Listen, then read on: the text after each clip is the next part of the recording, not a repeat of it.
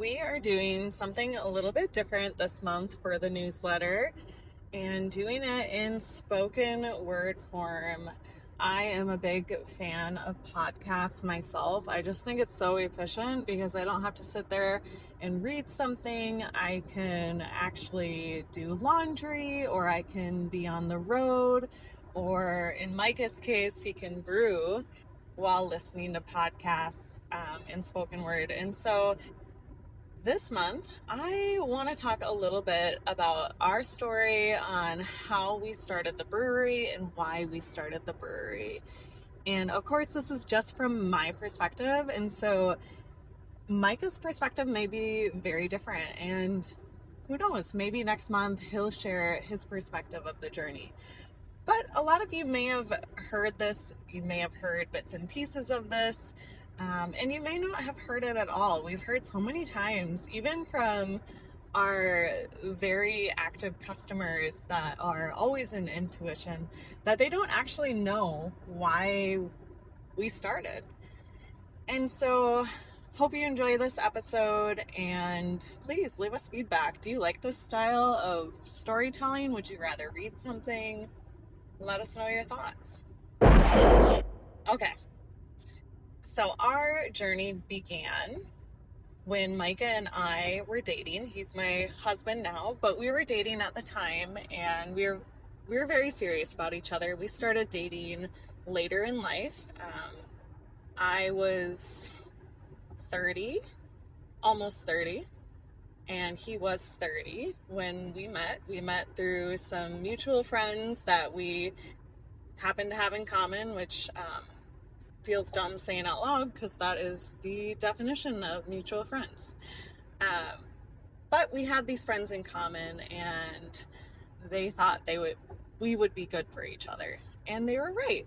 And so as we were dating and getting more and more serious and started moving in with each other, we had this issue, which was I lived in St. Peter. I had a townhome there. It was super cute. Would love to tell the story about that one day because I love St. Peter. And of course, I love Wilmer too. But I really enjoyed St. Peter, and I had the space there. Micah had a home that he built on his grandma's previous land that he was, well, not necessarily living in, but that he owned. And we decided we didn't need to be driving back and forth all the time just to be mowing lawns or just to be making sure that the water is running okay. It just seemed silly to pay two different rents and be having to do this back and forth. And so luckily my job is very flexible. My other job, for those of you who do not know, I'm a program manager for a home visiting program for new parents. It's absolutely wonderful and I really love it. It's a 8-county region in southern Minnesota. And luckily my employer was really flexible in allowing me to be able to move and work from home and continue the great work at this home visiting program. But Micah wasn't as lucky because you cannot brew for a big brewery at home. Micah worked at Shell's in New Ulm. If you're not familiar, you should really go to Shell's because it is a super cool place, especially in the summer because there's this beautiful garden area. It's really historic. It's got some beautiful brick buildings. I think it is the oldest brewery in Minnesota. It may be the second oldest. Please don't quote me. I'm not a historian. But it's one of the older breweries. And so it's a really experienced brewery, and he really enjoyed it. He had some really great mentors, Jeremy and Dave, who are the head brewers there, were really fantastic people to learn from. He learned the policies and professional procedures for brewing. He learned great tips, just things that you would not learn just from home brewing. And so it was a fantastic experience for him. But again, we could not live outside of Wilmer in Lake Lillian and him driving an hour and 20 minutes to work every day. That just was not realistic. And so we started thinking and manifesting and trying to just figure out, how can Micah do what he loves and us live in one location? Because the thing of it too was, my rent was going up. Micah's I don't know what it is, his property taxes, I guess, you'll have to ask him, those were going up. So we could not afford to have two different places either anymore. So what we ended up doing was, I did not re-sign a lease. I was like, I don't care what happens, I'm not re-signing a lease. This doesn't make sense. I want to live with you in one place.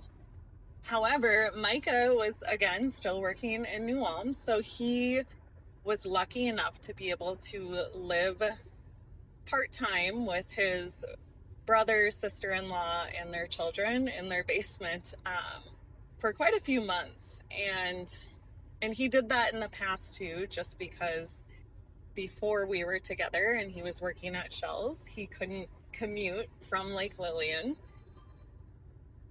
But we were very lucky to have that option, and that they were willing to help us out. They lived in Hutchinson, so it really wasn't too far from Shell's. I think it was somewhere around 35 minutes, maybe more. But that wasn't a long-term solution, because they were expanding their family. Morgan was pregnant. I mean, there were lots of things going on, and we, again, just wanted to live together. But we knew we had to do it in a certain way to make it work, and that just because we want it this way doesn't mean it's going to happen. And so we just started looking around. We started chatting with people. Micah started applying to jobs. He did some outreach to different breweries. I mean, the goal was for him to brew at a brewery. We just didn't have in our plan that we would have the brewery. Neither of us are much of business owners at the time, at least. We weren't looking to run anything. We were just looking for Micah to be able to do the thing he wanted to do. And unfortunately, in the area, there was nothing. And in hindsight, we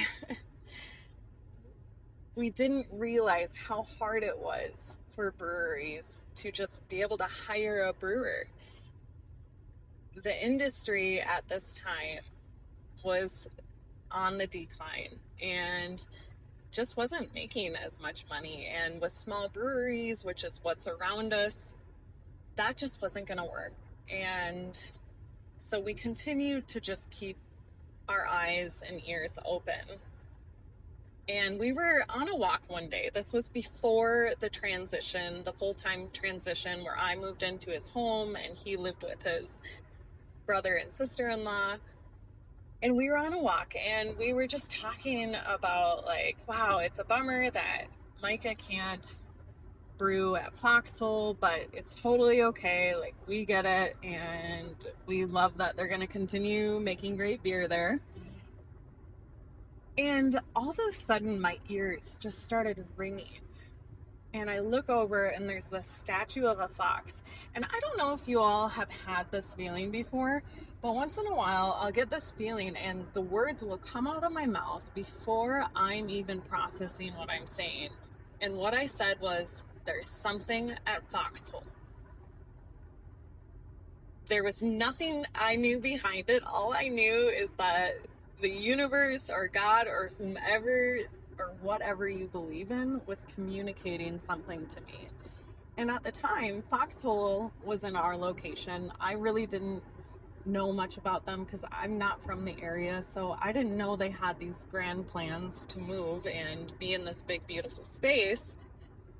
And so I just thought, okay, well, I'm just going to leave that there.